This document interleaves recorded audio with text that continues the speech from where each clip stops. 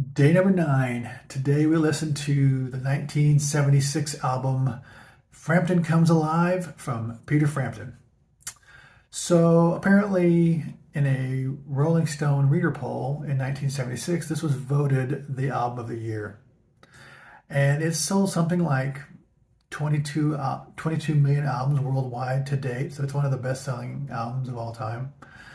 Um, and from what I've read, the his solo career was kind of floundering until this album came out, and it just kind of kicked him into high gear.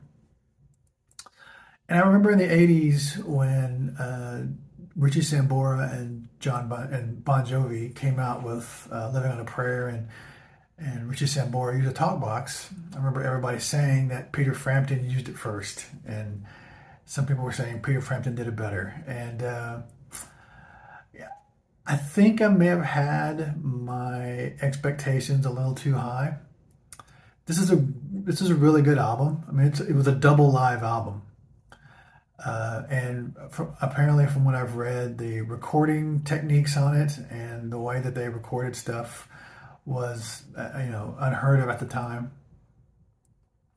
Just because most of what you hear on the album is live. Apparently, in the '70s and early '80s, when people did live albums, they went into the studio and overdubbed some stuff to make them sound better. And from what I've read on this album, they did very little of that. Only on 3 tracks did they do that. So I think I had my expectations set a little too high.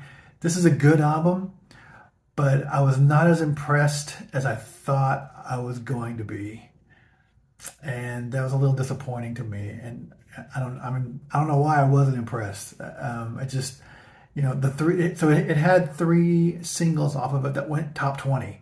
It had "Baby I Love Your Way," "Do You Feel Like We Do," which on the album was like a 14-minute song. And then the third single was "Show Me the Way." I'd heard those songs. I can guarantee you I didn't know that a couple of those were Peter Frampton, but I'd heard them all. There's one other song on the album called "Shine On" that's a rocker that I really liked.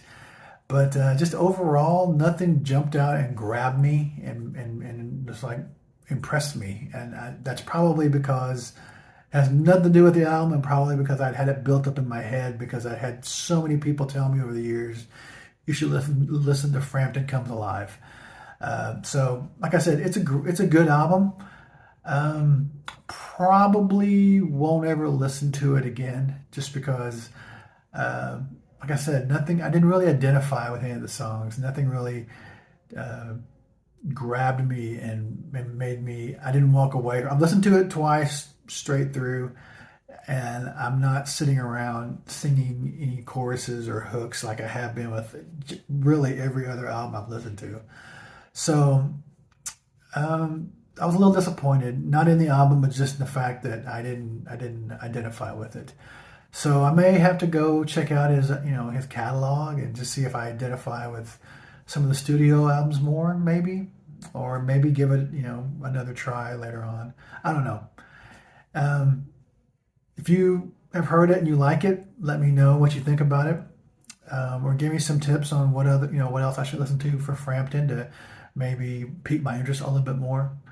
But like I said, it's a great album, very well done. I just didn't identify with it. So that's day 8.